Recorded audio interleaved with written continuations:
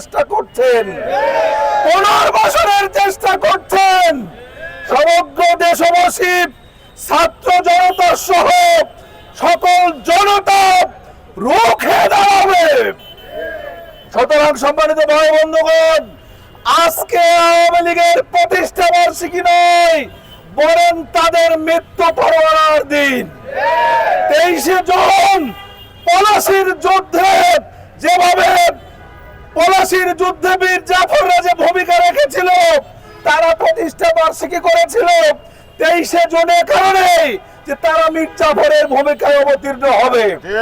তারা সংসদে শপথ নিয়েছিল 23শে জুন, কারণ মীর জাফরের উত্তরসূরি হিসাবে তারা তাদের পরিচয় বহন করেছে।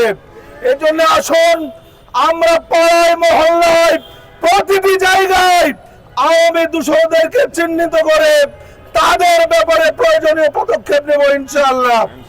অবিলম্বে সরকারকে আমরা আহ্বান জানাই, আওয়ামী ফ্যাসিস্ট আমলের সকল গুম, খুন, হত্যার বিচার অবিলম্বে করতে হবে।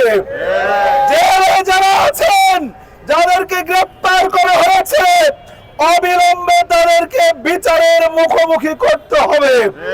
যে সমস্ত আওয়ামী ফ্যাসিস্ট জুলাই বিপ্লবে ছাত্র জনতার উপরে গুলি চালিয়েছে, ওই সমস্ত কালপিটদেরকে অবিলম্বে বিশেষ ট্রাইব্যুনাল গঠন করে শাস্তির আওতায় আনতে হবে। এই আশাবাদ ব্যক্ত করে আমাদের আজকের আওয়ামী ফ্যাসিস্ট বিরোধী গুম, খুন, হত্যার বিচারের দাবিতে বিক্ষোভ মিছিল এখনই শুরু হবে।